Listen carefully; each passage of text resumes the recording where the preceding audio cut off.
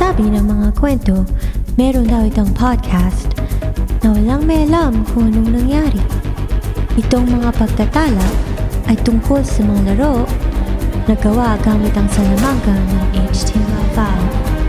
Ngayon, ito ay bubuhayin ulit nila Jeffrey Blair at Matt Hackett. Ito ay Lostcast, musika para sa mga.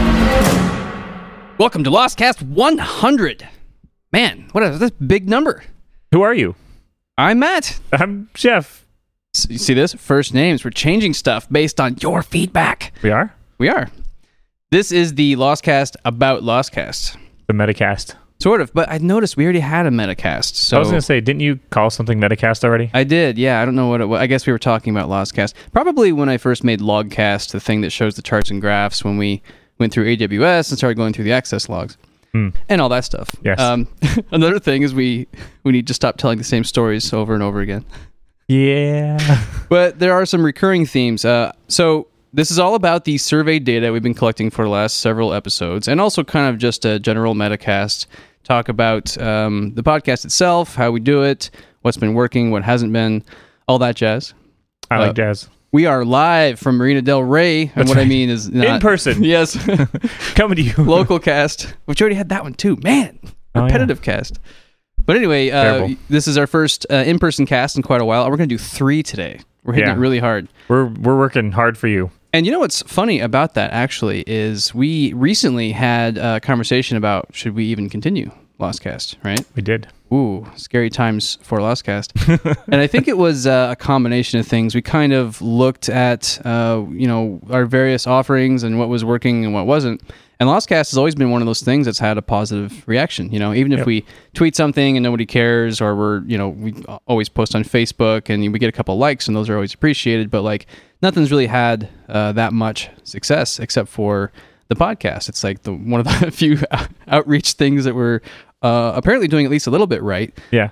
So, and we like to evaluate though. I mean, even if we love doing the podcast, we're always trying to say like, with a 2-person business, should we be doing X? Right. What's the best way to spend our time? Exactly. Blah, blah, blah. Yeah. And I mean, there's no getting around it. It is a time sink, at the very minimum, best case scenario, it takes 1 hour to record it because it's usually about 1 hour, but it always takes longer to edit it. And I'm working on those tools, and it's actually helping me, as a developer. Like I've got some scripts that help me with editing and that kind of stuff. But we're going to go over the survey data right now. We should talk about the new intro first. Oh, yeah. Oh man, we actually, in traditional Lostcast fashion, we got off on so many tangents that we actually played the new intro because I hadn't heard it yet either. And I heard it without the music. I heard it just vanilla with Melissa's really cool voice. And we were talking about it, and I'm like, dang it, we timed this badly because we weren't quite ready to record yet. Yeah, so we forgot. We missed the initial reaction, but how cool is it? It's cool. So my wife, Melissa, recorded an intro to Lostcast in Tagalog, which is the language of the Philippines. Boy, was I saying that wrong. You said Tagalog. Yeah, that's... Yeah, you're a terrible say it person. Again? Tagalog. Okay, that sounds cool. Actually, I noticed on the way up here, there's a street called Mindanao. Yeah. Yeah. That's actually a city in the Philippines. Oh. Yep. I get on that all the time. That's how you get out of Marina Del Rey. the marina, basically. Yeah. You have to get on that road and then 90 east or whatever. Well, they're all kind of like cities or regions in that area, right? There's like Bali, Fiji, Mindanao. No, I didn't know that. I'm happy to know it. There you go. Well, now you learned something new. Have you been to Mindanao? Yeah. Or to Philippines? Yeah. No. Although we've talked about it. Maybe one day. Maybe one day? Yeah. So neither one of you are, not... like, there's no reason she wouldn't want to go back, and there's no reason you wouldn't want to go and all that. Yeah, no. Awesome. Well, yeah. She lived there for like 14 years, so... Actually, kind of related to this, that's one of the reasons that we're recording 3 podcasts today is because you're actually traveling. I am. Taking a big trip. To that part of the world, no less. But not where your wife is from. No. Man. What kind of husband are you? The kind of husband that wants to show her penguins, because I don't think there are penguins in the Philippines. Actually, she loves penguins, so I'm sure she would probably rather that anyway. Yeah. So we're going to New Zealand. Awesome. In the beginning half of December, which is soon. Yeah, that's like next week. It's already December. Yeah. Yeah. So yeah, we're going to New Zealand for a couple weeks, and we'll be gone. That's why we're doing kind of batch cast. Yeah. Man, that's great. See, you should be coming up with these names, not me. I should. But yeah, it's going to be a lot of fun. We're gonna go mostly to the South Island of New Zealand, and hike and go to the Lord of the Rings filming locations. I was going to say, if I know our listeners, then yeah, many of them were like, "Ooh, are you going to check out the Lord of the Rings stuff?" That was my first thought. I think that when anyone thinks of New Zealand these days, they're like, are you going to see Saruman? Saruman's Tower? Like, that doesn't exist. One does not simply go to New Zealand without seeing Lord of the Rings stuff. One does not simply walk to New Zealand. Right. You have to get on a 14-hour flight. Pretty embarrassed by how funny I found that. Yes. That's not cliche at all. Oh, and you are going to be doing like a bloggity-bloggerson? Yeah. So I'm not a big bloggity-bloggerson. You of all people? Yeah. Well, but here's the thing. Last time I went on a big vacation like this, or pretty much anytime I go on a big vacation, I like take a bunch of pictures, and then, at the end of the trip, I think that I'm going to like go through them and like post and like pick out the best pictures and, try to, I'll do all that. Yeah, surely. And it obviously never happens. So right. What I'm going to try this time, we'll see if I'm actually disciplined enough to do it, is that I want to make a post with just a couple paragraphs about what we did every day and then post a couple photos. Yeah. And I think that'll be easier. That's a really great idea. Because, by the time you get home, I'll forget what we did the first day. Well, plus you don't really care anymore. You're kind of, you've right. traveled back. You're kind of over the trip. Now you kind of want to get back on the rails. Yeah. And then you've got this big to-do list for yourself. And you're like, I've got this big to-do list in my inbox. Right. And Matt over here like, write some code or whatever. Like you've already got a bunch of work to do. You don't need a bunch of work from your vacation. That's really smart.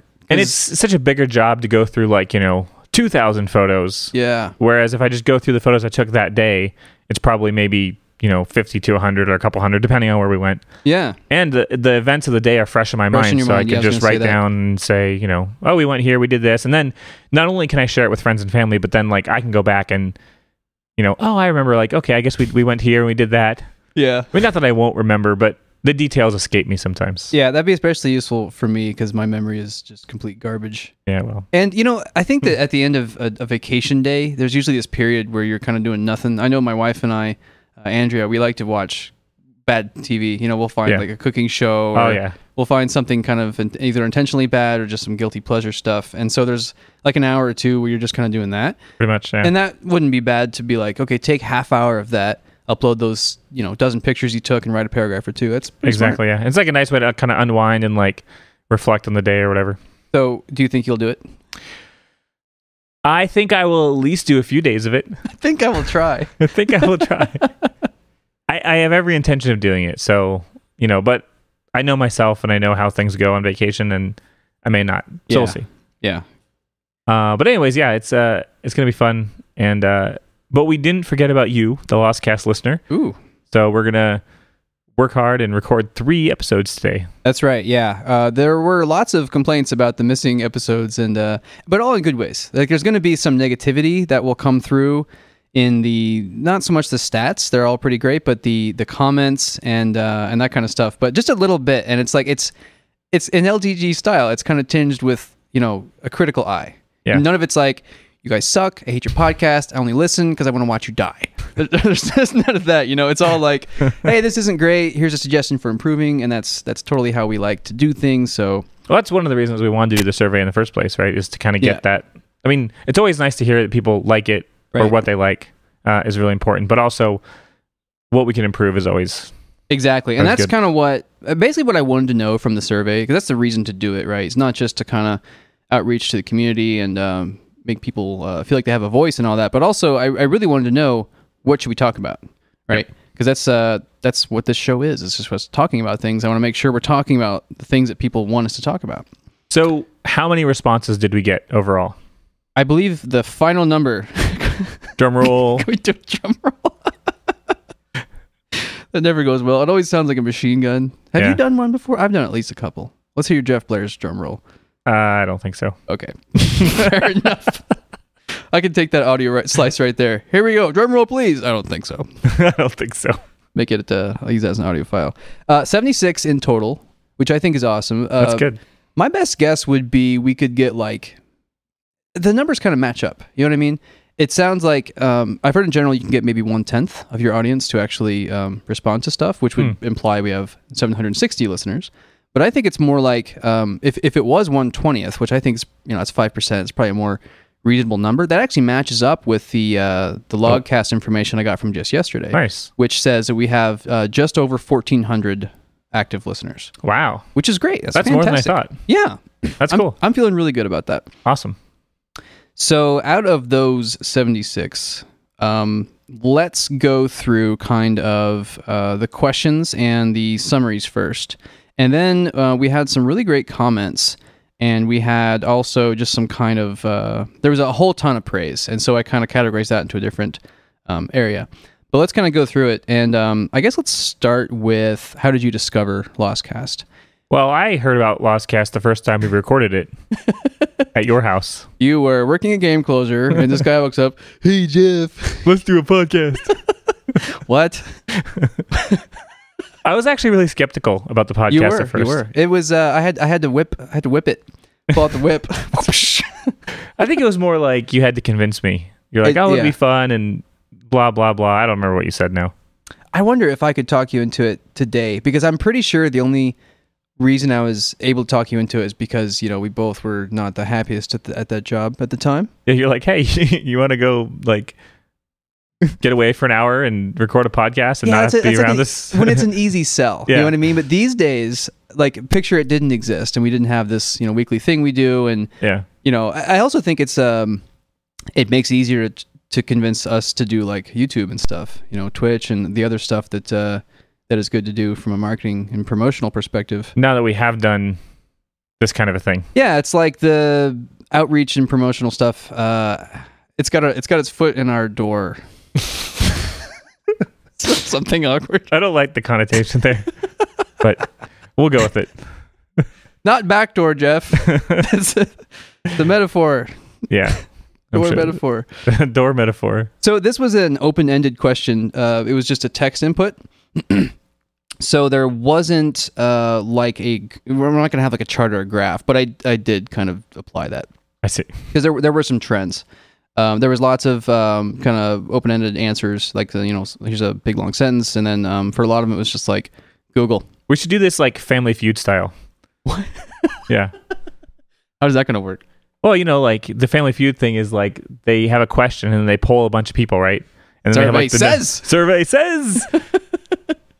Reddit. Oh man, one of my best friends from when I was growing up, I worked at Toys R Us with him, and there was something like my brain is just fried. Who knows? This was such a long time ago, but we were going through like hundreds of surveys. I think it was something really related to do with like information we collected from customers or something.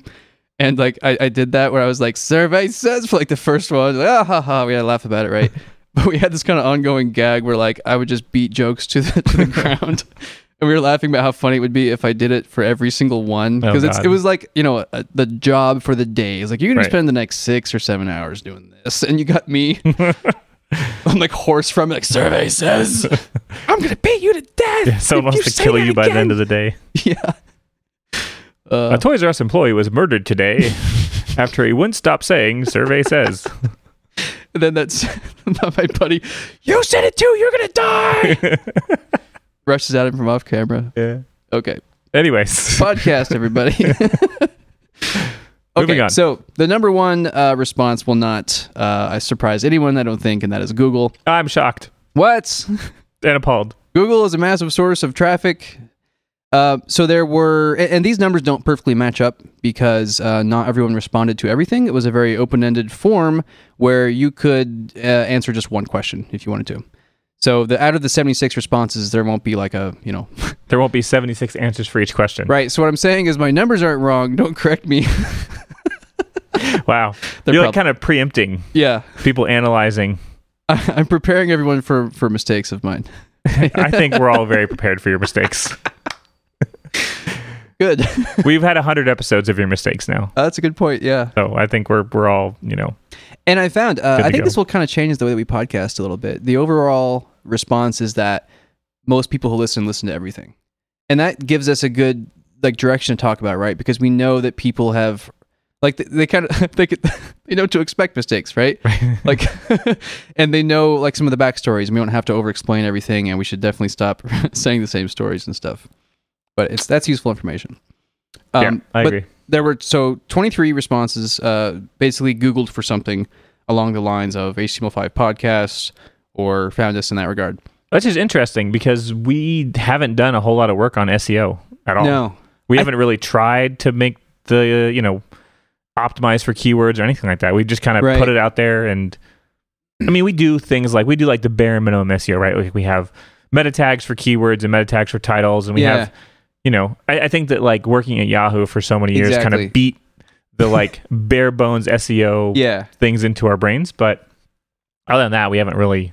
Yeah, I think that just kind of comes from having done it for several years. Like we actually launched the site in 2010.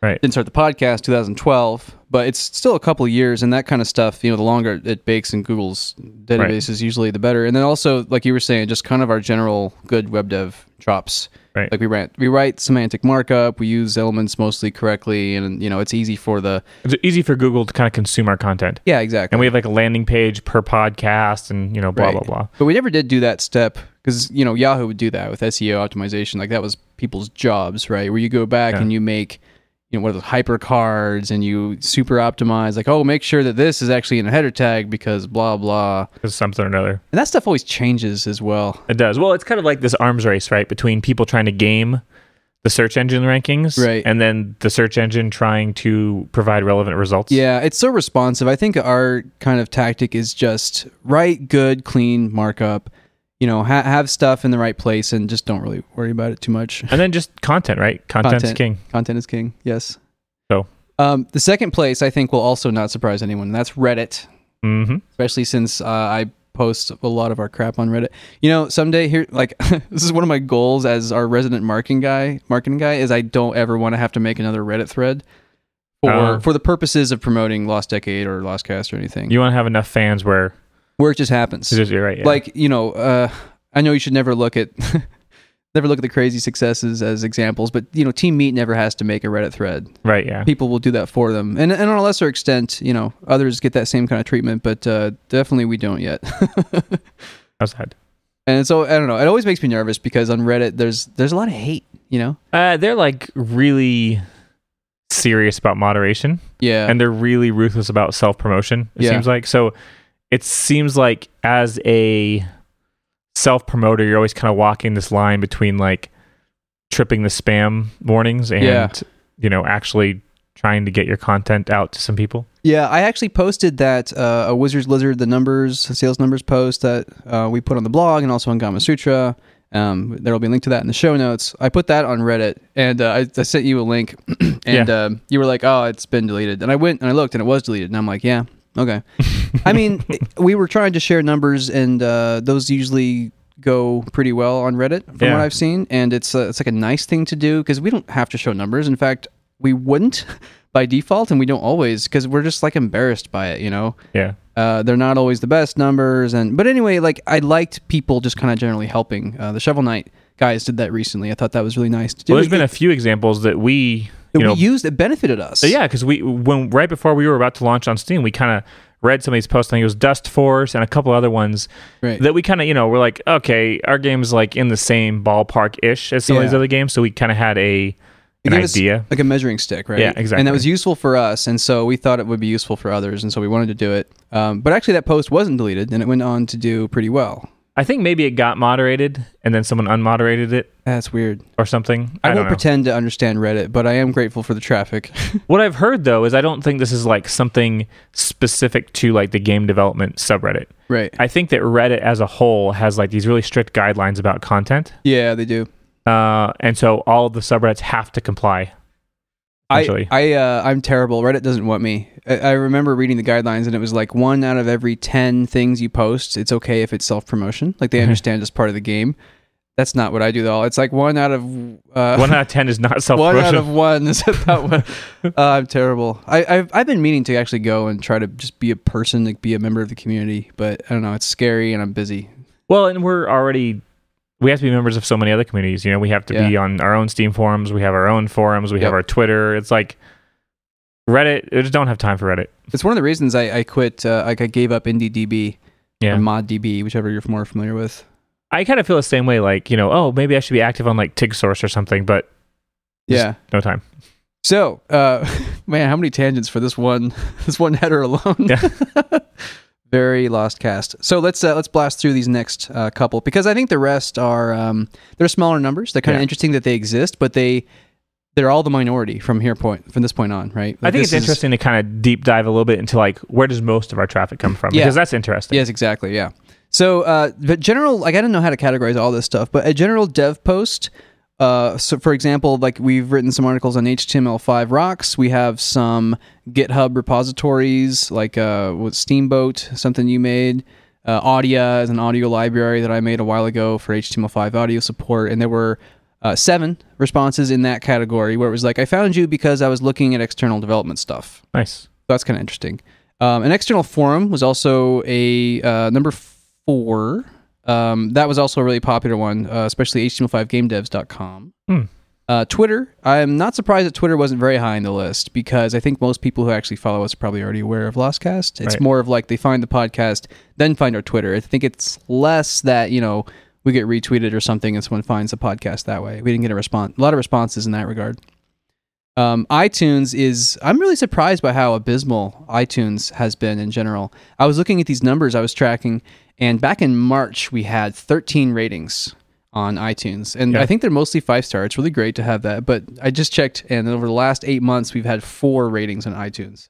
Wow. That's I wonder if small iTunes numbers. as a discovery platform for podcasts is like, it's not as big of a juggernaut as it once was. I feel like they're almost downplaying it. I went to apple.com/charts, I think it was, or something, and it's basically all their store stuff, right? It's apps, and it's software for OS X, and it's a lot of music stuff and videos and movies. There wasn't a podcast mentioned on the page. There was just no category for podcasts on charts. Why? There's no money in podcasts. Exactly. Yeah, that's what I was thinking. Is I was like, podcasts are one of those things where it's the only category, and every single category they had listed there where money's not involved at all. Right. And you could probably charge for a podcast, and I know that some people do. Yeah, some people do, but like, by and large, podcasting is not a super lucrative exactly. endeavor. Yeah, it's more the crazy edge case. I know Laser Time podcast, which I've actually been on before. I'll put a link in the show notes. But they have like some paid for stuff. It's a free show, and I think it's like 3 times a week or something. But once in a while they'll do, what's that called? Like the Mystery Science Theater 3000 stuff. They'll do commentary over like, oh, hey, a new show came out, and it's like Marvel Agents of S.H.I.E.L.D. or something. It's like in our wheelhouse, so let's we'll comment on it. Yeah, and they charge for it because it's kind of like an edge case thing, and it took a lot of work on their part. So right. Next up, we got some cross-pollination stuff. Specifically, it was Impact.js, so our Dominic interview.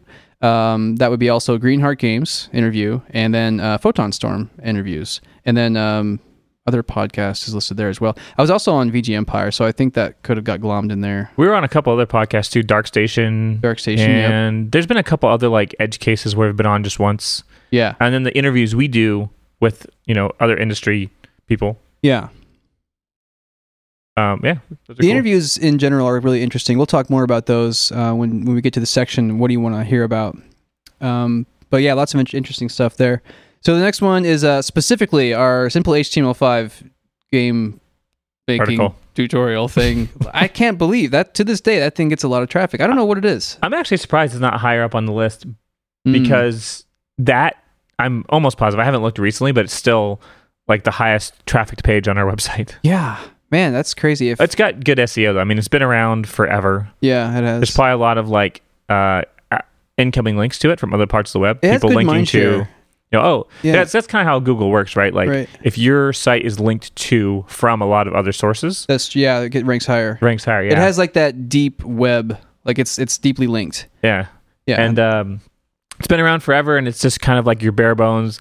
Here's how you could possibly make things move around on the screen. Yeah. Using Canvas. Right. No libraries, nothing fancy. It's really easy to consume. So that's the thing too. Yeah. I think that the success of that article was its simplicity. And that's, we've been trying to get back to simplicity for a long time, right? And it's hard. We kind of hold that torch. Simple, but I think that's a great example that especially like a simple tutorial, keep your tutorial simple, right? Because the people who are following them are, very newbie and they want to learn. And it's like, keep things in steps, right? Yes. Like, don't try to do too much in one tutorial. Like, it's okay for tutorials to build on themselves, but exactly. Everything needs to be very discreet. The next one is California Extreme. There were a couple people who found us through there, which actually got me thinking that we should probably hit that harder. Yeah, we should. We don't really have a very big Lostcast presence. No. And we should say like, are you interested in this stuff? Like, check out our podcast, like a big sign or something. We, if we were even better than that, we would be doing we do a live show at California Extreme. Like you could even have like a little audience there. Like the first time we did it, I was on a little panel. It's so loud though. Yeah. There's like beeps and boops and dings and people. I heard this one interview Brett did on VG Empire with Vert, Jake Kaufman, the well-known composer these days, and it was actually backstage, I think, after his show, and it was crazy loud. I think once in a while, though, that kind of thing's okay, It That's reminds true. you that it happens in the real world and it's real life. Wow. I think if it's an edge case, it's okay. Like once every 6 months, we do a live show. Yeah. Well, maybe we'll try it at CAX next year. Maybe, yeah. I do think it's time to either we don't do it or we do something very different. We do have to like drive a long way to CAX this time. Oh, we do. We could drive together, maybe. I don't know about that. Don't even briefly consider it. Not for one moment. Forget that. In a car with Matt for 6 hours? Oi. Good Lord. Podcast applications and services like Player.fm and Podkicker, a couple of those. Yep. Also, I guess I should have put these together with the kind of external dev, but Open Game Art, I was kind of surprised by that. We've put a couple of our mostly art packages we didn't really use, like Lemcraft or Bomb Party, like games that don't really exist, but we made some sprites for, like because you can't help yourself from drawing. I guess too early. Well, it's all practice. I'm gonna make art. I love art, but I'm really bad at it. And then last but not least, it was really sad to see there was only one of Wizard's Lizard and one for Onslaught Arena. That's interesting. It's it kind of speaks to the fact that Lostcast almost lives in this different world from our games, Yes. The people that are interested in Lostcast, I mean, it started out as a game development focused podcast, and it still is to a certain degree. But people that are interested in the podcast are probably likely interested in making their own games, running their own indie studio. Almost certainly, yeah. That's the feedback we're getting. But they might not care about our game. So like, your games suck, but we're also seeing that a lot. That's kind of like that tinge of the negativity I was suggesting earlier. Oh yeah, and there is a bit of that, but I think it's understandable and it's okay. Yeah, because we're into that. We like the craft. It doesn't have to be all about us, and that's not all the conversations that we want to have. We actually should talk more about other people's games because we love video games. It's just kind of all us as just a byproduct of we're the ones talking. Right. Well, it's hard because, we live and breathe our own games all the time. So when we have to talk about something for an hour every week, right, it kind of defaults to what we're working on. But, that's not to say that you're not correct. Yeah. So here's some extra special ones that came out of the How Did You Discover Lostcast? So this was that one Onslaught Arena. I had this great game idea. Then you guys made it. Onslaught Arena. Nice. I thought that was pretty funny. I'll say to this listener, do it anyway, because there can never be enough simple games that take place in an arena. There can't be enough gladiator games. And Onslaught Arena is full of holes. I mean, you could take that and do it better. And it's not to say that just because we made that game, there is now the de facto game that people go to when they want to fight an Onslaught in an arena. You know what I mean? Right. We barely scratched the surface there, so don't let that deter you. Make that game, I mean, look at a company like Blizzard. Their whole operation is basically taking existing game ideas and genres and making them well executed and awesome. Yeah. I mean, not as a critical, obviously they're very creative and stuff like that, but if you look at their big properties, it's like, okay, they took EverQuest and they made WoW. Right. They took Warhammer and they made Warcraft. Exactly. Or Dune or any of those games. Or like a sequel, let's say you had Borderlands in mind, right? You're like, man, I want to make this game in my head. It's awesome. It looks really cool. It's cell shaded. It's first person shooter, kind of meets like Diablo meets Halo, sort of. Right. Anyway, it's called Borderlands. Someone else made it. But there's sequels. Yep. Yeah. Anyway, another one funny came to me in a vision. Interesting. I had a vision about an HTML5 podcast. It was interesting. Called the Lostcast. I think it was when Mozilla released BrowserQuest, which I know you didn't make, but which raised the profile of HTML5 games. Really interesting, isn't it? Yeah. I think maybe there's a lot of people around that time, because BrowserQuest was really cool. It kind of showed off some of the promises of HTML5. It wasn't just like, hey, move some graphics around in the browser. It was like networked and multiplayer, and like it kind of had like all these quests. Like I played through the whole thing. It wasn't super long, Right. but it was like a complete experience. Yeah. You know, you could have your character and you start out killing rats, and then you go over here and you get some more gear, and then you go to the cave and you kill the boss, and then you're done. It's like full stack, the complete circle of an actual game, and not like one slice, which we usually see with HTML5 game demos up until then, right? Yeah. So it was a really great example of what could be done in the browser, and I think that got people interested in HTML5 gaming. And I'll say this too. This is a good example of one of the reasons we still exist to this day. I really firmly believe this at this point. I think if we had started just writing C games or Java games or something, no one ever would have cared about us in the slightest bit, and we probably just would have gone out of business or something. It's because we've kind of been floating on this uplifting air of HTML5. Seriously. Yeah. The contracts, licenses, the general interest we get. A lot of people just search for HTML5 this or that, and they find us. That's benefited us. And it's been interesting because of the fact that HTML5 hasn't really delivered on all the promises. Yeah, people still like, want it. A lot of people are using Unity and things like that, which is, in some respects, a better solution to game development, depending on your perspective of it. In some ways, definitely. There's a lot of people that really want to see HTML5 succeed. And so the fact that we're still doing it is, interesting to some people. And some people probably want to see it fail as well. It's probably reached that level of... I listened to your podcast for that one episode where you guys are like, all right, we're closing up shop. I found this podcast called HTML5 The Bad Parts, and I was like, yes, it's all bad. It's all bad. I knew it. But then I couldn't stop listening. Hey, it's actually, I remember that, I'm sure people have heard this before. Half of Howard Stern's audience is people who hate his guts. Maybe, yeah. Something like that. It's a weird human phenomenon, right? He mentioned that in the movie.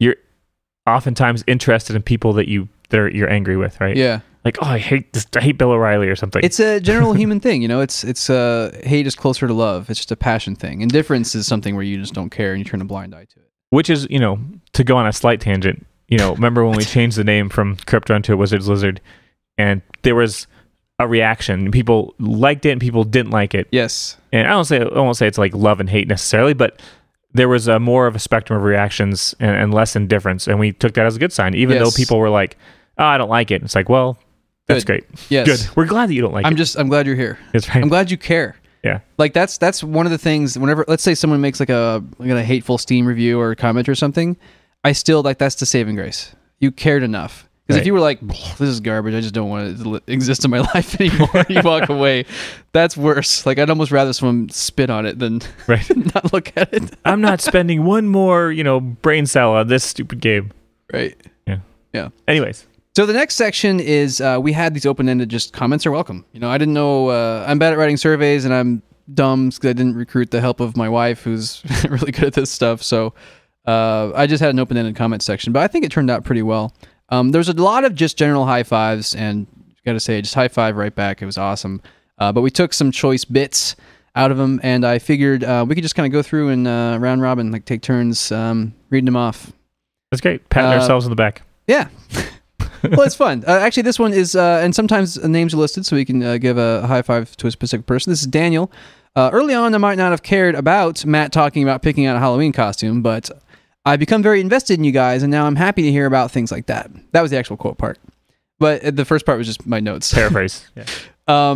This was really cool because I think that it goes to show that you get a sense for who the people are, and you start to care about that stuff. And it can color your opinions. You could be like, Matt sounds like a real jerk face, but Jeff sounds like this cool guy I can really relate to, and he's the one who liked, Destiny or whatever game, And so I followed. It's like Siskel and Ebert. Remember Siskel and Ebert back when that was a thing? Yeah, yes. Like, I remember my parents, I forget who preferred who, but one of them liked Siskel better, one of them liked Ebert better. And the most interesting times were when they didn't agree. Right. And so you have your curator. It's the same kind of thing as like voting for a politician in America. Right? Everybody has their team, Yeah, someone whose opinions and respect, and therefore you trust them and their judgment, kind of thing. Yep. Also had a great idea about looking at Gama Sutra articles for topic ideas, which I think is really cool. Oh, that's a good idea. Next time we don't know what to talk about, we should just look at Gama Sutra. It's a fantastic resource for game developers. What's hot? Yeah. I'll put a link to that in the show notes specifically. Just Gama Sutra. I mean, I know we've talked about it a lot, but again, if you haven't been there and you like this show, go to Gama Sutra. One of my biggest fears actually for the show is that we're way too repetitive. We are. That's a recurring theme, and we need to fix it. But I think that we'll be helped by one, just knowing it. Yeah. Like we had an idea, but the comments were very clear. You guys do repeat yourself too much, and maybe it's funny or endearing, but overall, stop it. And we will do our best. Do let us know too, because sometimes we won't even remember. Like, obviously, I don't always remember the stories that I tell, so I'm doomed to repeat it. Yes. So let us know, in the comments or Twitter or whatever. Just say, call us out when we do dumb things. Exactly. Number 2, Jeff. On the side, I mess with a few game prototypes and hope to one day ship an actual title.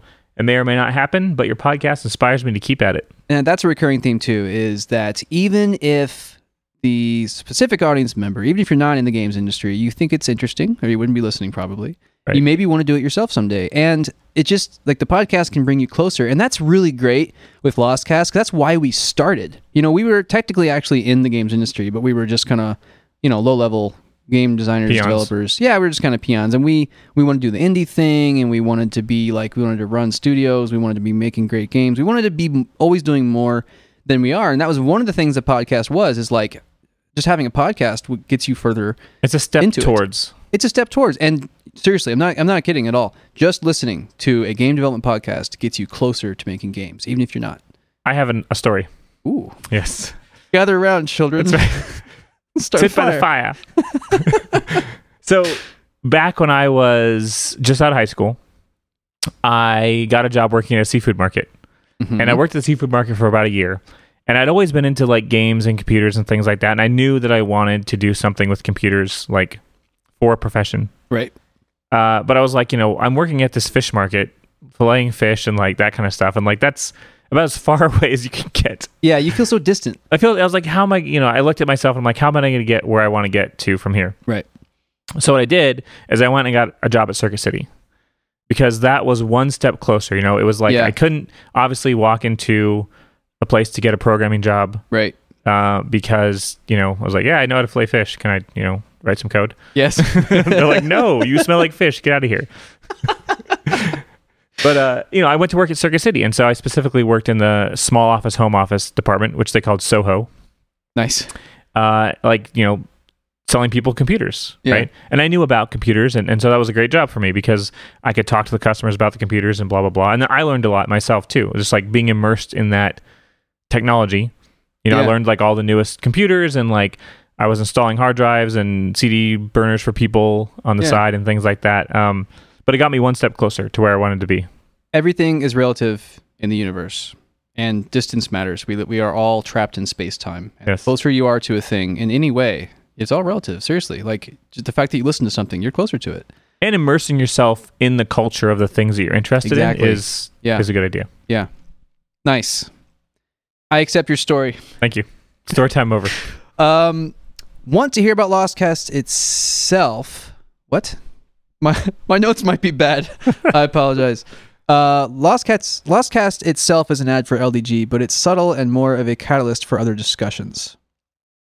I don't know what I was saying there, or whether I think I mangled the message from the comment to the document. Well, I think it's interesting to hear about Lost. Like, we're actually doing a metacast right now. I think the person was saying one of my favorite things about this podcast is there's no ads, because that's a common thing. A lot of people want to monetize their podcasts, and really the only way to do it is through ads, right? We're just like we're taking the subtle like brainwashing approach. Right. I mean, it is like, if you think about it, it is a gigantic ad. Like, we talk about this sometimes, how it'd be hard almost to listen to this podcast over the months and not buy a Wizard's Lizard. Like, interested at least to check it out and see what in the world these guys are talking about. So it is one gigantic ad, but it's nice that we don't, although we have before, but fill it full of ads. But not full of ads. Not I think full of ads, yeah. In the past, we've done some hopefully tasteful sponsorship, but there's not a huge market for that. And honestly, it's not that big of a deal. Yeah, that's not what this is. We've even thought about Patreon, like what ways to monetize the podcast, because it does take up our time, and we are independent. We're self-sustained, so time is money, and it's coming directly out of our pockets. But there is a other end to it, where it's like it is kind of one gigantic ad just for us and our community and our games, and so it overall ends up being pretty positive. And we're huge narcissists, so we love doing it. Yeah, you're actually podcasting in a mirror right now. Oh yeah. Number 4, quick, before this gets uncomfortable. Also, I just realized that the banter is actually one reason I listen. You guys are just so mellow most of the time. Most of the time. I'm not really sure what that's saying, other than The banter's good, which that's good. That's a recurring theme as well. And I think it's because, so I was, I made these questions, and one of them was, why do you listen? And there's lots of topics we talk about, but I was one of them. I want to be one of them where it was like, I tune in just because you guys, right? And you I'll guys also are say that. Stupid and goofy. Yeah, so I called it conversation/amazing banter. And I think that kind of, what I'm seeing from the comments and what we're hearing is that some people saw that and they were like, I hadn't thought about it. Because it's not like our primary trait. It's not like, these guys are hilarious, you should check out these guys, right? Yeah. We know that we're not amazing like that. Like, if you want that kind of a podcast, there's many others. There's comedians who have, who make podcasts, and that's probably why you listen to them, is you don't even care what they talk about. You just love their personalities. We just make fun of ourselves a lot. Yeah, we also kind of see that some people like that, some people don't. That's kind of conflicted. Yeah. But overall, I think a lot of people do actually enjoy the banter. I have to interject with another thing, actually. I was talking to some other game devs. You? Yes. Outreaching? No. In the community? Well, I was there. We were at a conference. I think it was GDC. And I was talking to one of the guys, and it was another two-man studio, and he was like, I listened to your podcast, and, I've thought about doing my own podcast because that would be a lot of fun, but I don't think my co-founder and I have the same dynamic that you guys have. I think that was Play Canvas. It was, yeah. Okay. Yeah. Which we thought was funny because we really like those guys, and we're like, you guys would be great. I mean, here, I'll put a link in the show notes. The actual podcast we did with them turned out great. That's and true, it was pretty interesting. Accents. Do it for the accents alone. But it's interesting that some people, they don't, they at least see that we do have some banter, and they think that it'd be hard to duplicate, or maybe they just think that they don't have it. But it's interesting to see that, and I would say though that you do have it. Just do it. Yeah. Just start talking. And we saw this too actually in the feedback, is one person was like, early on, basically I didn't like you guys. I thought you weren't funny and you were annoying. But like you grew on me like this fungus. Yeah. And we're like, ha ha ha. Tentacles. Parasites. I think the secret to the banter here is that we just try to make fun of each other as much as possible. Yeah. Well, I don't know. It can be easy to sound pretentious when you're a creative, especially when you're working on games, I think. Yeah. So I don't know. We try to lighten that up. Yeah, we try to keep it down to earth for the most part.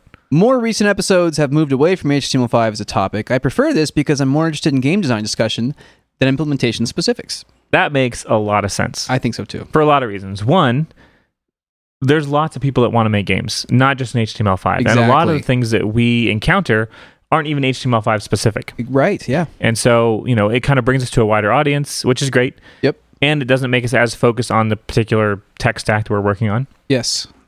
Not only that, the podcast, like I think we've mentioned this many times, but the podcast kind of evolves with our company. Yes. And at the beginning, our problems were how do we make games in HTML5? And now our problems are how do we make good games in general? Yeah. So, I mean, that's great. Yeah. I think that's really fantastic to see because it's kind of the direction that we've been going anyway. So the next one is, I find I can't concentrate on programming while listening to podcasts or vice versa, so I tend to switch to music during the day. Me too. Seriously. I actually just drove to go see my brother and my nephew and my niece and listen to podcast. I actually put a link in the show notes because this is something that I really enjoyed. It was the Nerdist interview with Mitch Hurwitz. Mitch Hurwitz, who did Arrested Development, probably my favorite TV show, probably my favorite live-action TV show ever. All right. But anyway, I not to be too boring or anything. No. What happened? Oh, I just don't like it. Oh, you don't like Arrested Development? No. Oh, interesting. I mean, it's okay. I don't hate it. Well, I hate you now. Yeah, that's fine. No, I'm kidding. I know when watching it, it's not for everybody. Yeah. And actually, he talks about that on the podcast, how it was this constant battle where like the studios wanted them to make it more accessible. And he made this show that's like hard to watch. Yeah. And the first like 3 or 4 times I watched through it, I didn't get half the jokes. Maybe it's like Lostcast. It's annoying and stupid when you first listen to it. But after a while, you're like, right. I kind of like these characters, even though they're dysfunctional and terrible. Right. Yeah. But I'm the same way. I have to listen to music with no vocals in them whatsoever. I think I've talked about this before. But so I see that like anytime I'm in a situation where I can listen to podcasts without having to write code and get confused, it's great. I'm the kind of person where if I hear voices while I'm typing, I start typing the words that they're saying. Exactly, yes. I would just be like transcribing Lostcast instead of writing Bar code. Lostcast equals... Dang it! I just want to let you know, I was with you all the way through the dark days of the changelog episodes. Those were dark days. I actually find it relaxing to listen to programmers talk about fixing bugs. I listen to those episodes while ice skating on Lake Ontario in minus 20-degree weather. That makes a really interesting visual, doesn't it? It does, yeah. That sounds cold. It sounds cold and lonely, but fun. Yes. And I don't know, just the rush of the wind on your face and like the sound of the you just got our voices like, oh, I'm bad at game design, keeping you company while you're skating around. Very serene. Yeah, very serene. Very, very interesting. I like ice skating. I have never been. Wow. Even though I consider myself to be a pretty decent rollerblader. So I'm a good candidate for ice skating because it's the same like concept, right? I think so. I rollerbladed first. I rollerbladed a lot, so I'm pretty good at it. And I was able to make the transition to ice skating pretty easily. So, I mean, you have to kind of... There's a little bit of difference. Right. Just because the ground and the skates kind of act differently. But, like, by and large, it's the same motions, right? Right. Yeah, that's what I was thinking. It's like my wife is actually... She used to be involved with roller derby. She was involved with the Silicon Valley derby dolls or whatever they're called. Anyways, they're all about skates, and it's still 8 wheels, but they're on the sides like a car. Oh yeah. So it's like if that was what I was used to, going to ice skating, I think would be more of a leap. Yeah, a little different. But because of the rollerblades, I think it's surprising I made it growing up in Illinois, where it does get deep freezing cold without having ever gone ice skating. Now that I'm in California, there's no ice, so at least where I live. Although, oddly enough, we had plans for I was going to come up here. We were going to do the podcast. We were going to go to the beach.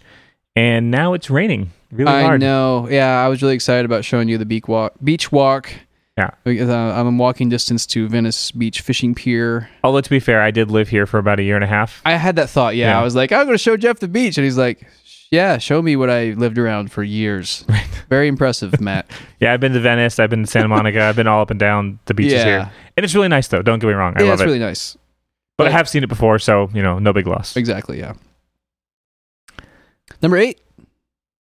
Make sure you guys talk about what you're interested in. That's a good point, isn't it? I mean, it can sound on the surface like, well, that's a no-brainer, right? But what was that thing with writers?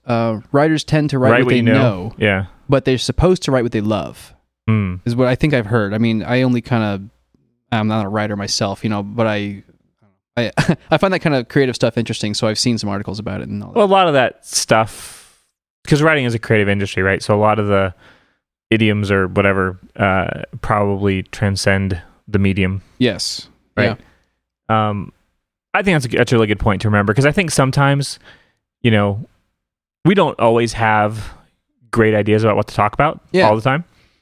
And so we've probably had some episodes where we talked about something that we were just kind of mildly or something adjacent to ASM.js, where we don't actually know what in the world it is, but we're talking about it anyway. And if you talk about something you love, there's almost this inherent, you have some knowledge about it. There's a reason that you love it, and so you can talk about those things. Although, to be fair, I'm sure it's very funny to hear us talk about things we have no idea what it is or how it works. So Rob, involved with Lean Into Arts. Anytime I give a talk or workshop on games on creative JavaScript, I mention your podcast as a resource. Awesome. Yeah, that's really appreciated. Also, so Lean Into Art, I believe, is actually a podcast, and I'll put a link in the show notes. So our fine listeners can also check out your fine podcast. And also says TurboGrafx equals my favorite. Hey, mentioned might want to have us on the show. Feel free to email us, Rob. And I will say, too, that TurboGrafx was also one of my favorites. I loved Dragon Slayer for Turbo Duo, Eastbook 1 and 2. You probably never had one, right? No.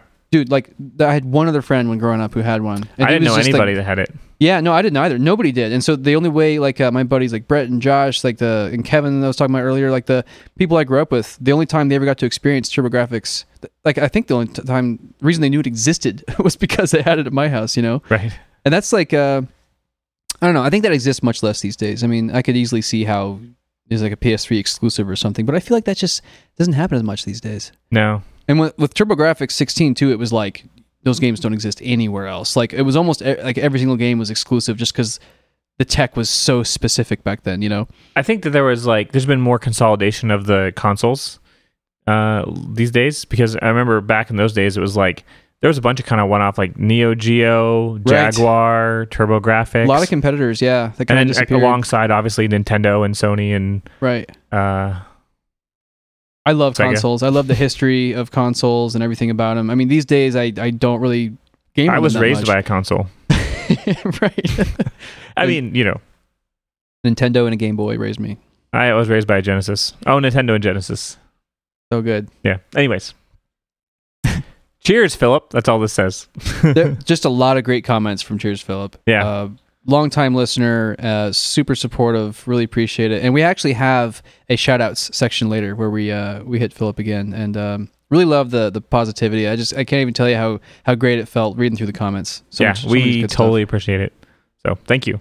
One of the main reasons that I listen to Lostcast so much is that it motivates me to work on my own game side projects. You guys are super passionate about game development, and it rubs off. That's kind of what you were talking about earlier. You want to get closer to it. And, okay, remember we talked a lot about motivation. In fact, we had a whole podcast, I think, just about it. I'm sure we talk about it like every 5th episode or something. every 3 or 4 episodes. But motivation is the death of the starter or the beginner or anyone who hasn't gotten to that point where they're comfortable with their output and they know how they work creatively. And it takes a long time to get over that hump. And if listening to the podcast helps you in any motivational way, motivation is a key problem. So it's a really great thing to have a solution for. And I think that, you and I were kind of spinning our wheels for a long time before we kind of became friends and started working on stuff together. Absolutely. And I feel like the podcast could almost be like a surrogate friend. Yeah. It's like I didn't really have a lot of friends that were interested in JavaScript gaming. Exactly. And so I didn't get to immerse myself and like talk about my ideas or like hear their ideas about, various aspects of JavaScript game development. Right. So, I mean, it's, nice to be able to listen to people just kind of talk about the various aspects. Yeah. Consider us your like a distant relative or something who or like a close buddy. Either like we're somewhere within that within that spectrum, And it can feel like there's a disconnect because a lot of times a podcast it's a pretty one-way street. Yeah. Right. We get to talk in your ear a lot, but you don't get to communicate with us. But I'll tell you, we get people email us sometimes and like, hey, I'm working on this game project. Like, what do you guys think? Do you have any advice? And feel free to do it. And we're happy to give advice. Yep. Let's see. I found your Simple HTML5 game blog post. I listened to some of your advice in your podcast, such as look at source code, and read the resources in your show notes. I've been going from there, and both my motivation and my learning boosted up. So thanks a lot. Cheers from Canada, Matt. A fellow Matt. It was actually me. I went to Canada. And fill out the survey. This podcast really does motivate me. Yeah. Thanks a lot. That's a recurring theme that we see, and I think proof that, yes, it can be a motivational tool. So cheers to you as well, Matt. Your tangents and spectrum of topics makes me feel like I'm following a kind of documentary about your growth as a company and as individuals within the company. That's pretty cool to see. Following a train wreck. Traincast. Portable Desk would like that. Yes, he would. Get a train in there. I don't know why he loves trains so much, but because it's hilarious. I get it. Do you remember when you're playing that game, Final Fantasy VI, and then you suplex the train boss? Because I remember being like, "Oh, wait a minute, can I suplex this thing?" And then you do it, and I mean, I don't know how old I was, 8 or something. I probably giggled for half an hour. I'm sure you giggle for half an hour now about less funny. No, things. I don't. All right. How could you? How dare you? How dare you? Revealing your dirty secrets. Now you're making me giggle. Yes.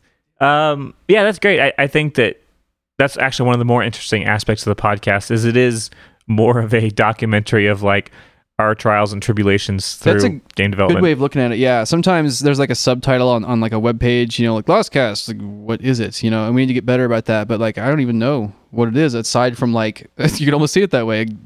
Documentary in audio form of what it's like to run a scrappy game dev studio in California. Yeah. That's what it is. Because it's not just game development. It's not just decade games. It's not just anything. It's kind of an ongoing story. It's like follow these two specific jokers as they try to make a business.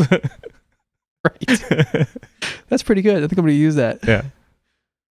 Yeah. Your turn? Is it? Yeah. Chip.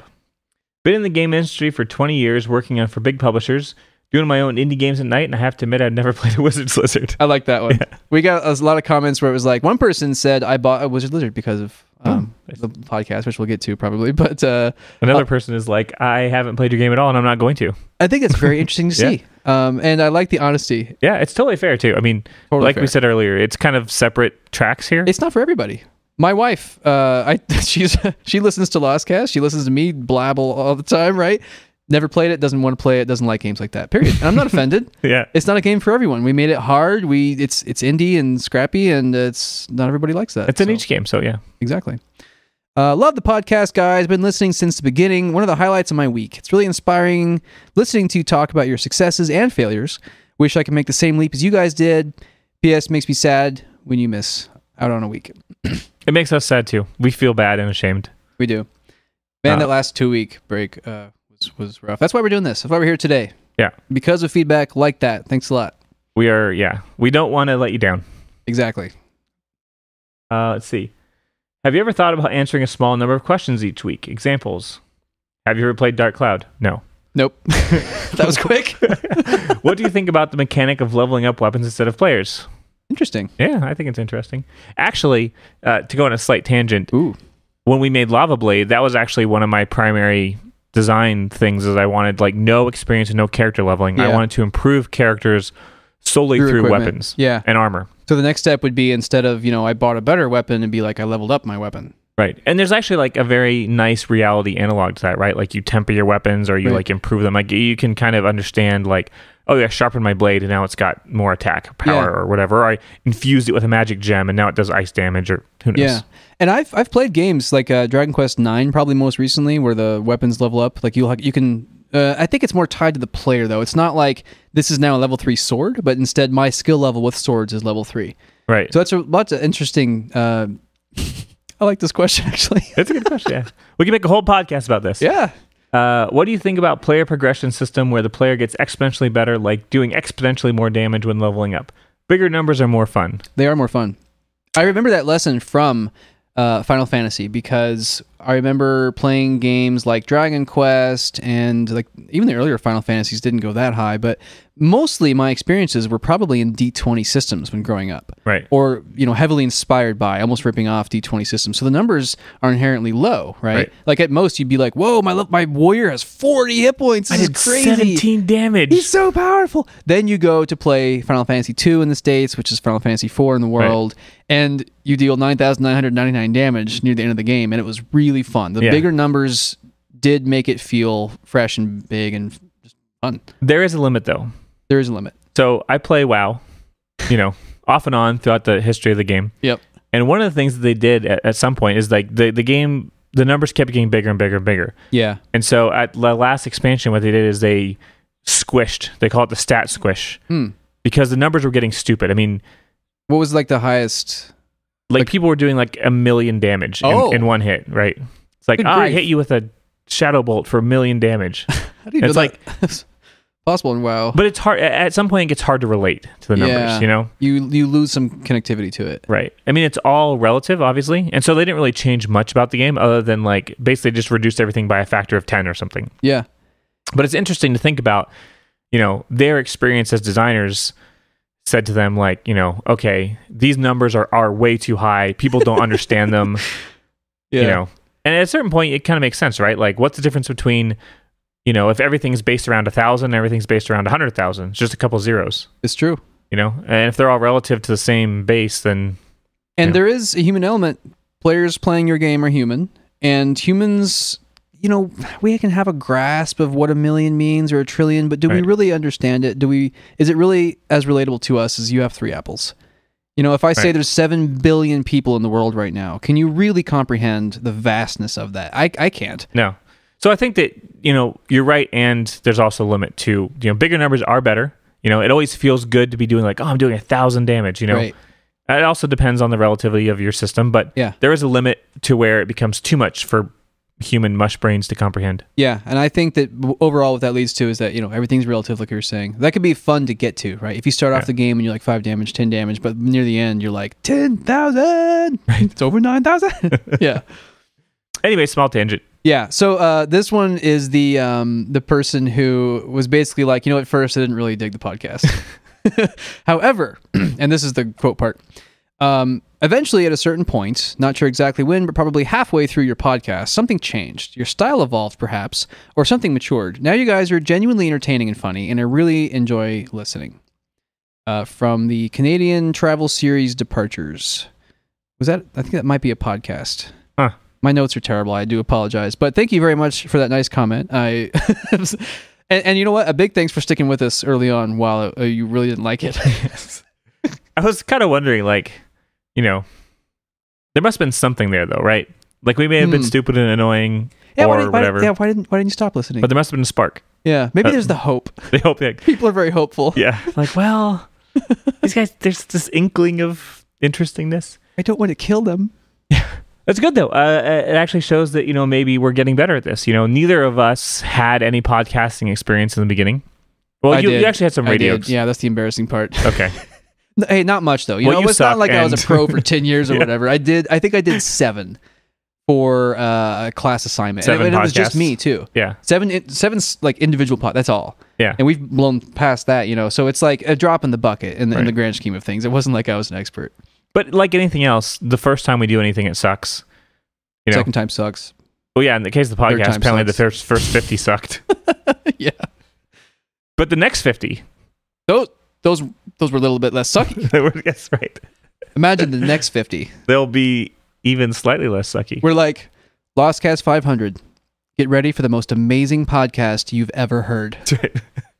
Oh, it's like 60 minutes of just, whoa, every word was genius. No, probably not. But Maybe. We're working towards it. Yeah, that's our goal. So, that's the goal. You gotta have goals. That's the goal, and we'll hit it. Someday. 18. Thank you for going through the effort of getting your experiences out there. You are welcome. And the wording. It's not just like, thanks, high five, that's all appreciated, and that's all good, but like, this is part of what the show is. If we didn't think that it would be genuinely helpful talking about this stuff and getting the experiences out there, and that's kind of like the numbers post from earlier, right? It's what was your experience? What happened? What was it really like when you collided with that market? What was it really like last week when you were working on that, bit of code and it was terrible? That's what it is. That's a lot of it. How did you deal with that terrible co-founder? I mean, all these things people want to know. How did you survive without killing him and burying him in your backyard? Well, I mean, there's laws mostly, but... Laws. That's the answer. I didn't really want to do any hard time, but But that's a big part of what the podcast is, and it was like a thank you specifically for just what the podcast is, and that's good to see. It's good. It kind of helps us, think about how we present the show, right? Yeah. It's a show about, getting the information about our experiences with these things out there. Yeah, and there's something about the word experience. It implies good and bad, Yeah. Like people don't want to just hear about the good stuff because you learn less there, right? Loved listening to you guys for so long. It's nice to have game devs that are actually in the industry and not hidden away by marketing or business people. It's also nice to feel like I can get immediate, individualized feedback if I leave a comment or post to your Twitter. That's really all we can offer, Because if you look at like my brother works at EA, right? Yeah. He has probably never talked to anyone who's ever played one of his games aside from friends or family. Yeah, like that's out true. in the wild. Like a customer, from a customer service perspective, or like just a fan, or just like an interested person. But can you imagine if you say you were a fan of the games your brother makes? I don't even know what games he's worked on. He's actually working right now on Battlefield Hardline. Okay, not my kind of game, but right. Let's say I played Battlefield Hardline, right, and I met your brother at some event or something, and he was like, "Oh, I designed the levels for this game." Right. I would probably be really interested in what he had to say. Like, oh, yeah, like what were you thinking about this level or that level? Yeah. So he lives in a world where that doesn't exist. And your average big company of even marginally medium, when it comes to like a medium-sized company in America, even a medium-sized company, you're probably not ever going to get to speak to anybody at that company who's making things. You're probably going to be speaking to the people that's their job. It's their job to interact with you, right? And that's one of the few things that an indie game studio can offer you. Yep. Like accessibility to us. Right? And it's nice to have like those community people. Especially for a larger company, it's almost mandatory. But they're not, not to criticize them, they do a great job, but they're not in the trenches, like dealing with the nitty gritty that people are sometimes more interested in. Right, yeah. And so, like, here's another example. My buddy, Brett, we were talking about earlier, Brett Elston, he is community manager at Capcom. That's part of his job, is to be a public face on Twitter, to answer questions. And a lot of people just want to talk to him specifically. They're like, I don't even really want to talk to the designer who made this decision. I'm past that. I want to talk to you, and almost as like a representative thing, right? I want to tell you what I think, because the thinking being that Brett, now having that knowledge, might go back and when he's in a meeting or something, dispense that wisdom, right? It's less everyone hates this design decision. Right. Yeah. And yeah, like that separation can be very good. It can help the creative people, and it can also be just a better situation for the fans as well. So it's not like it's optimal what we're doing. It's just that what we can afford to do and what is nice to do since we can. Yep. And you and I kind of like to wear lots of hats. I think that it's almost the perfect job for us. Right. Yeah. Because we're interested in so many things. Yep. That I think that we get bored as specialists. Like, oh, I just work on the web stack and like that's it. And it's like, oh, okay. I'm just interested in too many things. Yeah. I see people out there making cool art and I want to just get involved somehow. And like I write scripts for a living, but I also want to design games and that's fun. And I want to work on websites and yeah. You need to calm the heck down. I do. I always constantly have to take this machete and just chop away stuff. It was really hard for me to cut music out of my life. Yeah. Music making. I mean, I'm not kidding, dude. For a long time, I spent thousands of dollars on hardware. I studied. I was reading articles about it. Basically, all the effort I was putting into music, I had to forcibly, I didn't want to, right? I had to redirect it elsewhere. And that's one of the reasons I'm making games today is because of all that effort was redirected towards games. That's a hard thing to do. I really loved music, but it was just the knowledge that I was never going to be as good as I wanted to be. And I feel like in the game ocean, I could. Yeah. I know it's going to take a long, long time and a lot of hard work, but I feel like I could spend a lifetime on music and I would only be half as good as someone like Joshua Morse. No, I'm not even exaggerating. Well, there's so many interesting aspects of so many industries that you could spend a lifetime on almost any of them and be fulfilled, Right, yeah. And at some point, you just pick the one that you had the most progress in. Yeah. Or you were the most interested in, You probably liked making music, but you probably didn't like making music as much as you like making games. I think part of it was that games are this great encapsulation. There's music in games. There's graphics music, in games. Art, games design, need code. Yeah. They need design. Yeah, it's this perfect world where everything is there. It was like a safe place for me to retreat back to, and it wasn't also completely severing my ties with music because, hey, someday I could, if I want to, I could make the music for my own crappy game, and no one can tell me no because I did it myself. Like anyone else in the world would have been like, I see what you're doing here. Your music is bad. I'm going to tell you no. You will tell me no, but I could go do it outside of Lost Decade, right? Not using our engine, you won't.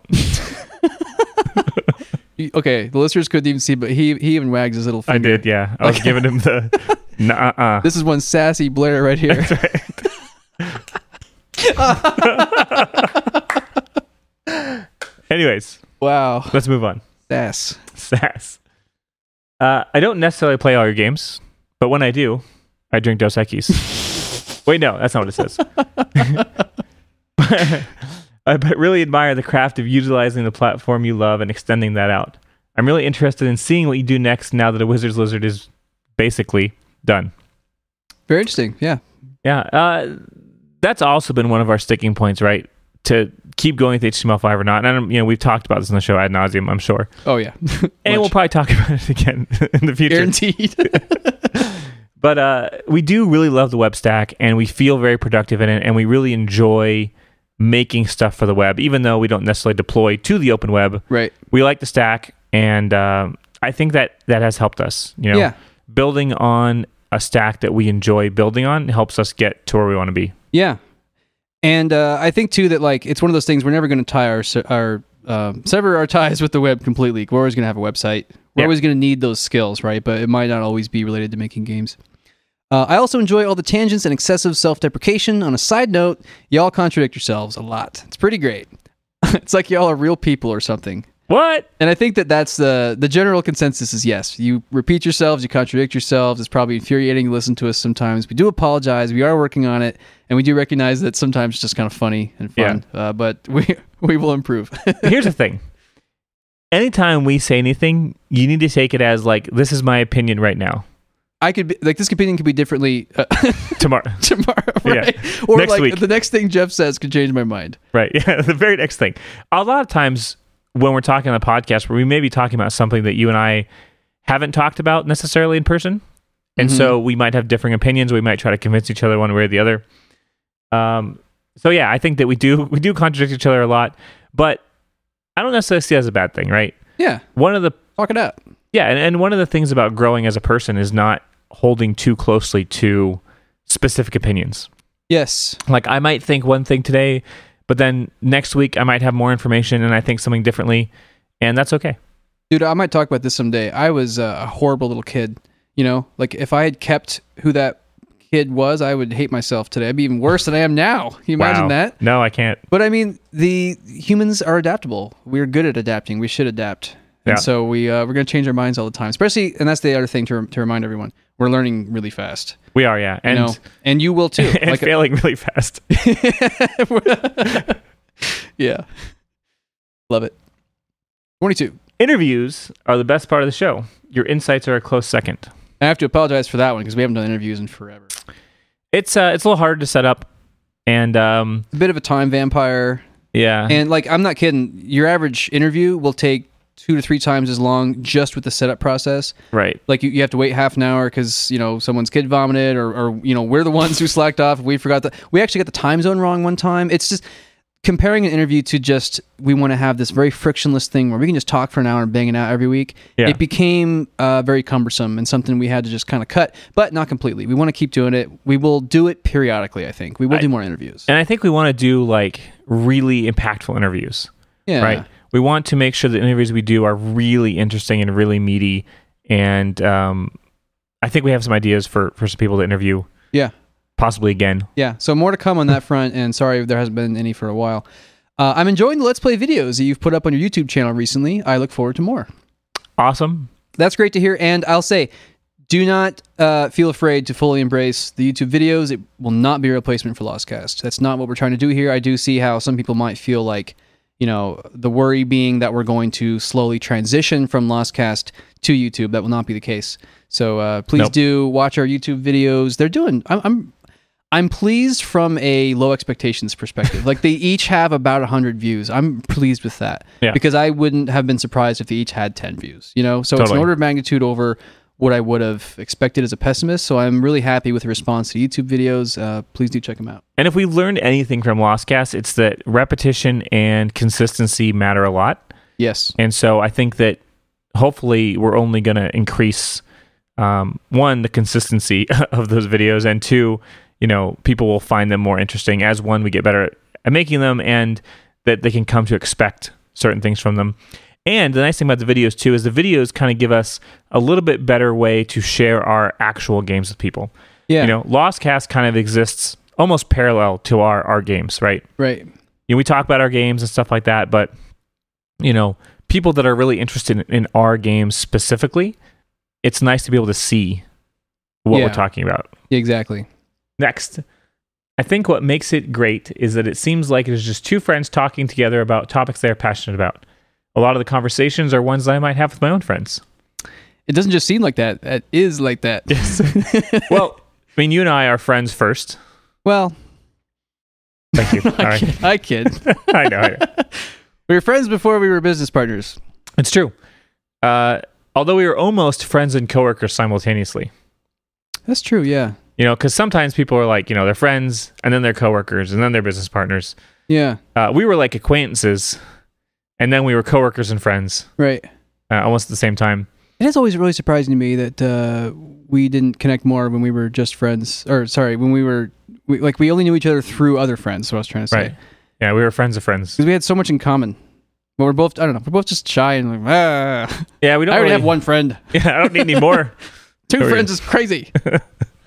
But it's true, actually. I think one of the reasons that we started doing the podcast is that we did, you know, we're both very opinionated about stuff. We would have long conversations about code style or architecture or whatever. Yeah. I think, you know, we debated like, oh, should we use YUI versus jQuery? And we had like all these pros and cons of both. Yeah. So, you know, a lot of times this stuff is really just us like BSing about something that we would just talk about, you know. I think that was one of the ways I was able, you know, to convince you to make the podcast in the first place, because it was like, come on, we talk all the time. It's easy just to blah, blah, blah for an hour. All you have to do is just sit with this microphone in your face and we'll just talk. No pressure. Yeah. You don't know me, but I'm here listening, waiting, being creepy. I think that came from, there was a option on there, like, what are you doing when you're listening? And one of them's just sitting alone in the dark. Awesome comments, loving these. Yep. Next is, you guys are great. I enjoy the HTML5 programming stories, mostly because I do that, so it's nice to hear your experiences. Yeah, that's a continuing theme as well, as a lot of our audience is our web developers who may or may not be super into gaming, but like the web aspect of the show. You guys are awesome. Keep it up. I'm not... Sorry. That's the one you read. A while back, I discovered the game-making software Construct 2 and decided I would try to learn that. No, you missed one. Oh, I'm bad at this. You are. You're terrible. You guys are awesome. Keep it up. I'm not so much into HTML5 gaming anymore, moving to Unity, but I'm still listening to Lostcast every week. That's great. It's another indication that the show kind of transcends the web stack. Exactly, yeah, and we want that, so that's good. A while back, I discovered the game-making software Construct 2 and decided I would try to learn that. I don't know how that applies to us, but...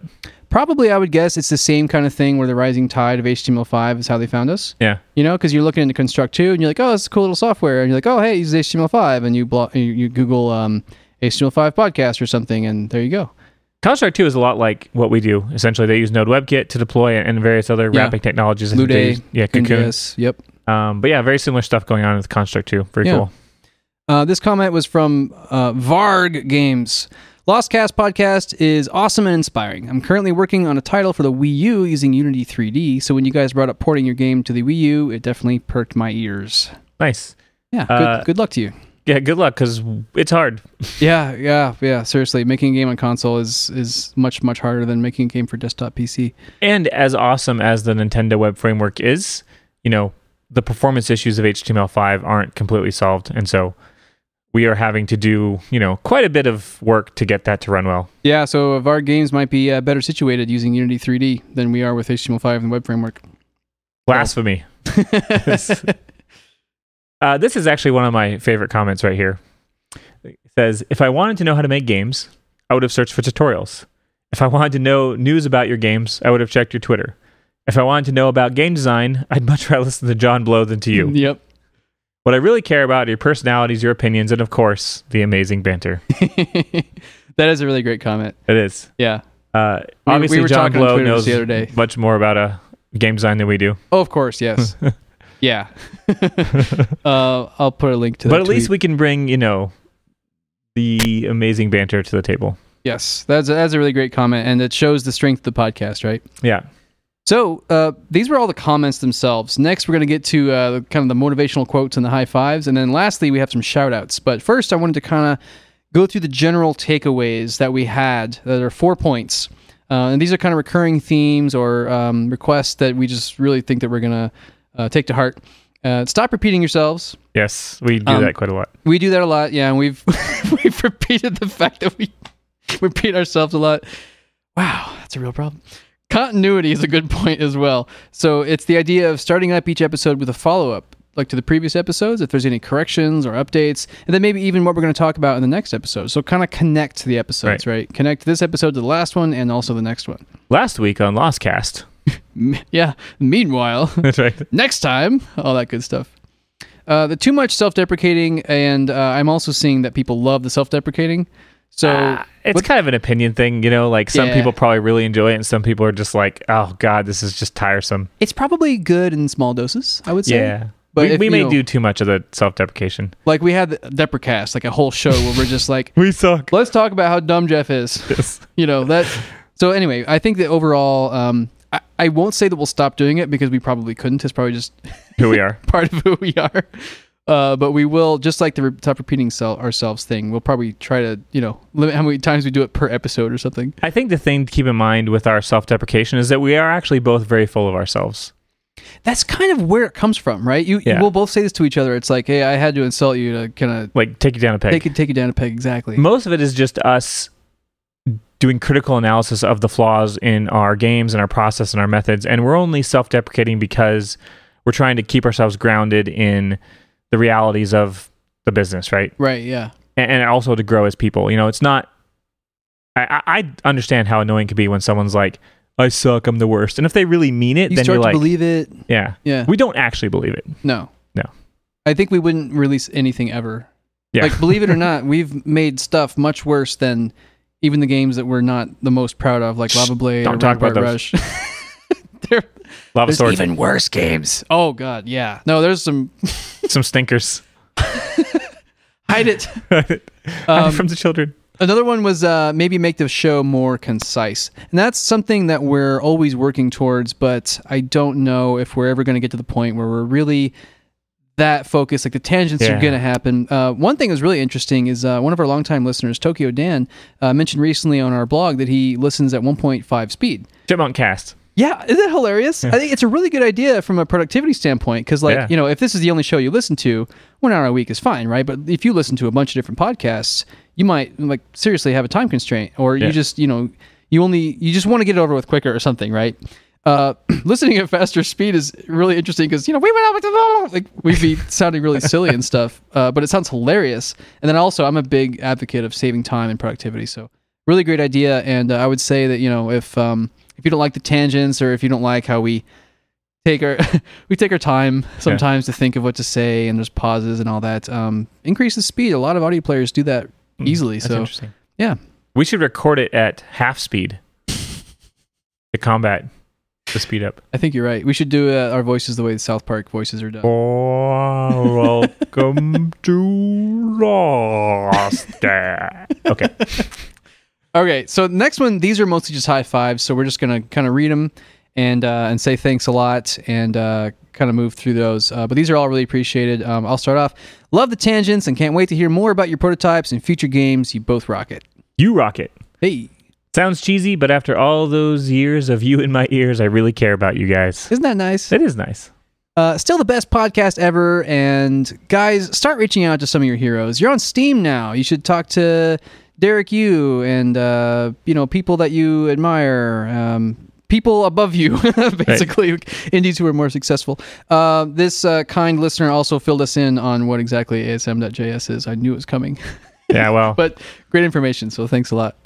Although we're not going to stop talking about things that we don't know about because that's just our style. If we did, we wouldn't be able to talk about game development. Hey! Oh! I've been listening for so long that it almost feels like you're my friends by now. Aww. Nowadays, I'm more interested in your personal stories and your particular views. We're about skill. I'm about story. Dom rules, lols. Oh, yes. Those are just my notes. So, yeah, I'm terrible at this. So, part of these are quotes and part of them are just my notes. Oh, I see. Basically, it's really interesting because I think kind of like Patrick Klug from Greenheart Games also makes HTML5 games. We had him on a podcast a while ago. Not exactly in the same HTML5 boat we are, which just goes to show the HTML5 as a wide spectrum, It is. So this listener likes DOM and likes story, whereas we like Canvas and we like action games. So there's lots of room for everybody. Like, welcome all. Yeah.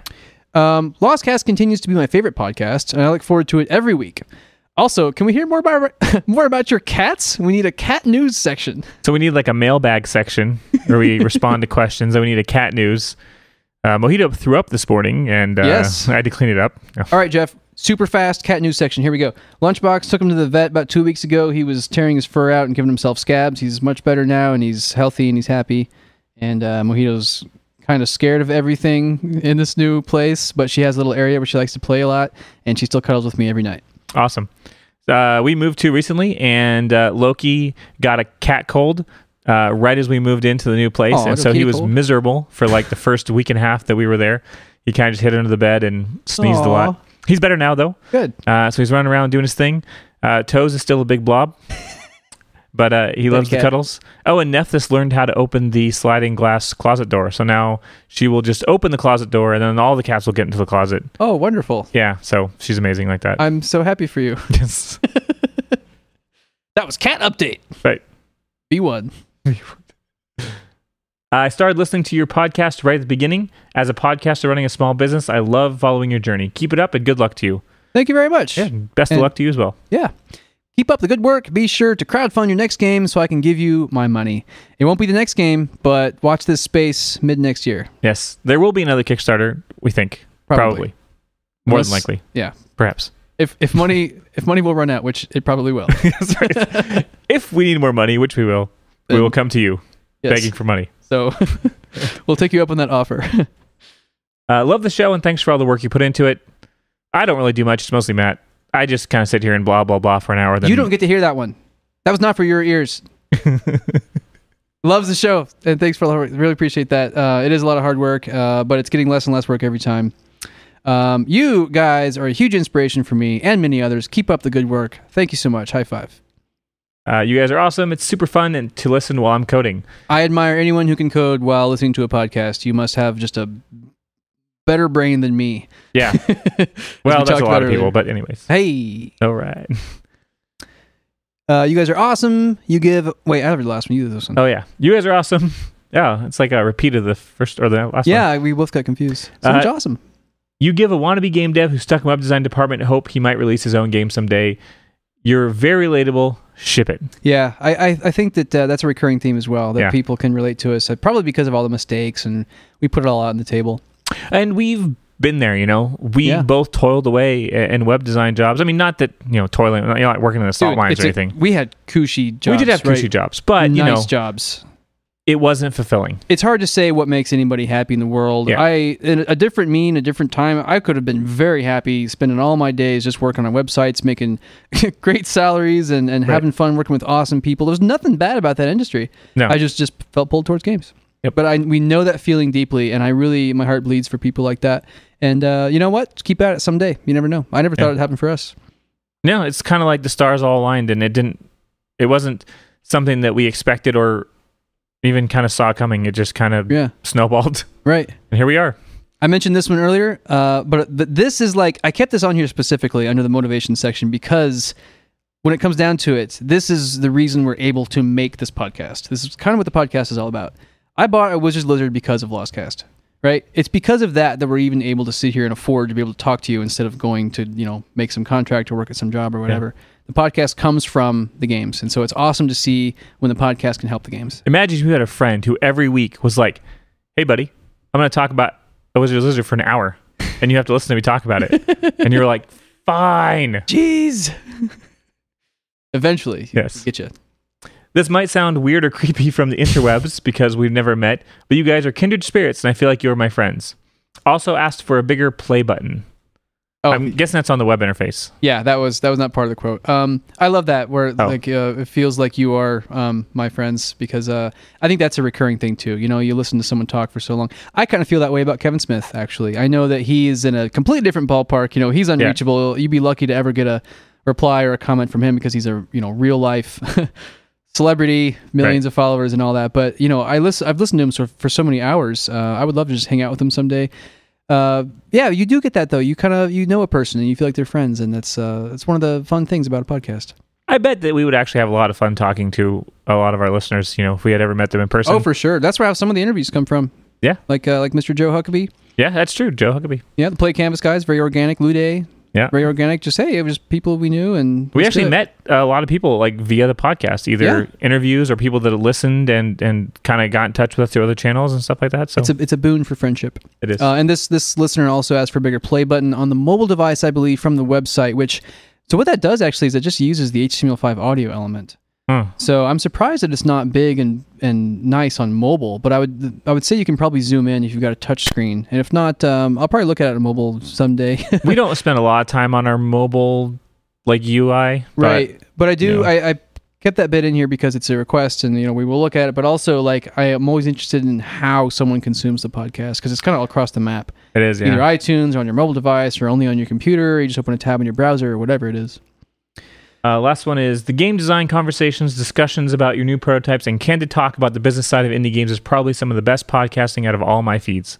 That's great to hear. That is awesome, yeah. Yeah, and it's very comprehensive. It's hard for us sometimes because we don't know how interesting it is for people listening to us to talk. Exactly. I frankly get tired of listening to myself. And me. And as you tell me often. Yes. Shut up, Matt. Tired of you. Sorry, Jeff. But we're very glad that people find the information that we have useful, and so it gives us motivation to keep doing it. Exactly, yeah. So this last part is going to be the shout-out section, and I want to put up a disclaimer. I do apologize. We will miss people, and if you're hurt from it, please do contact me on Twitter, and we will totally give you a shout-out. So I apologize in advance, but we're just going to breeze through these. We're going to ping-pong them. Just as fast as we can because this podcast has taken up a big chunk of our day. We got 2 more to do today. Yeah.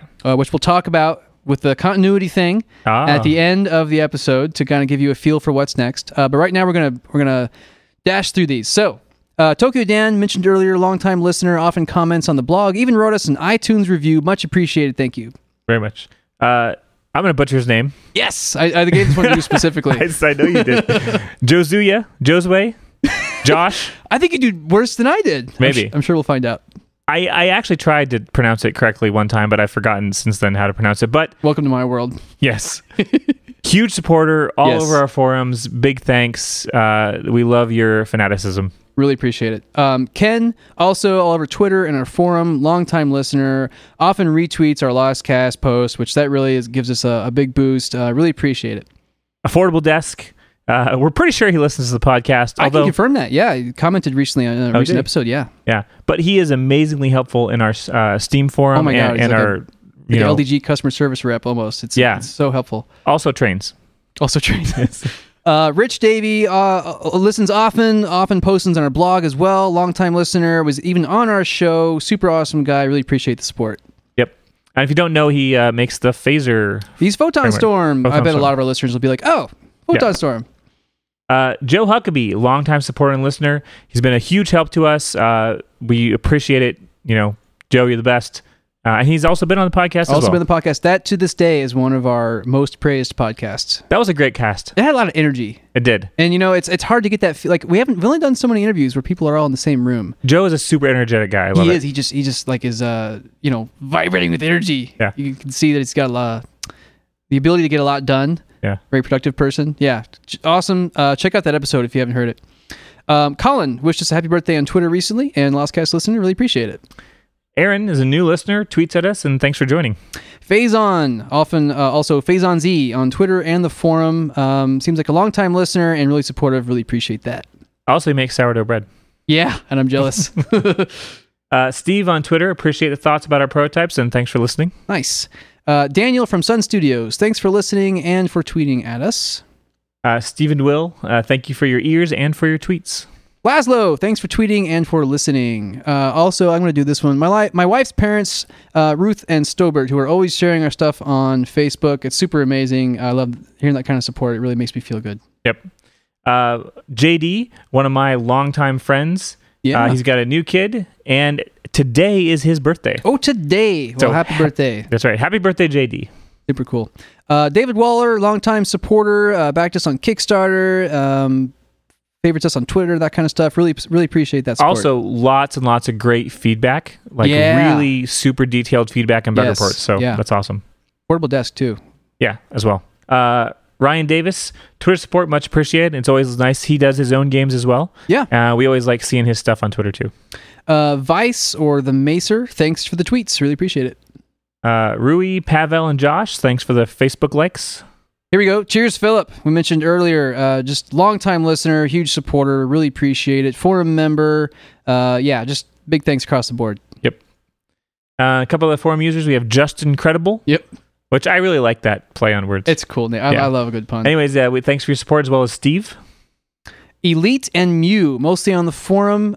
Just lots of great content and feedback and just awesome.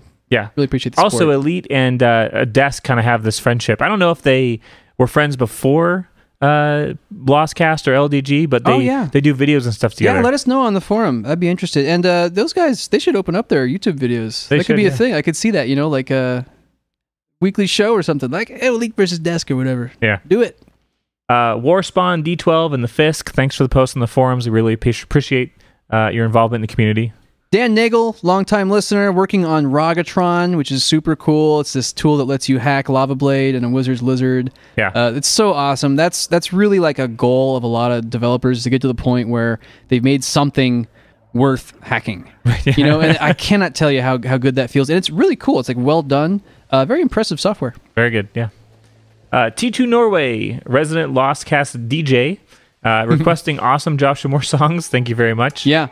So, again, if we forgot you, because that's it, I do apologize. And you are on our minds, although we didn't show it today. Feel free to express your disgust with me. You can tweet at me. You can comment on the podcast. You can get us on Facebook. Let us know you support us, and we will shout out to you. So, I know we missed somebody. I'm really sorry about that. But we'd like to thank everyone that listens to the show because, everyone that took the survey, and even if you didn't take the survey, just thanks for listening. Just listening. Yeah.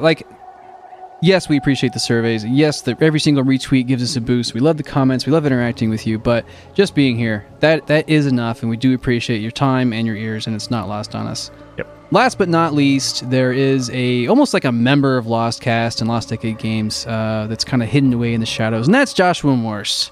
Yes. And he's here in spirit on every episode. If you've heard his wonderful tunes at the end, you know how talented and skilled he is. We really appreciate the music, and he's just an awesome guy. Yep, and yeah, technically you're right. He is involved in every Lostcast. Yep, whether you hear him or see him or not. Our voices and his music. And on that note, we're going to play you out with one of my favorite songs he's ever done. I've listened to it like 100 times. It is a Super Metroid medley, and it's super long, and I hope you like it. Oh, thanks for listening. We really appreciate all the support. Chip it.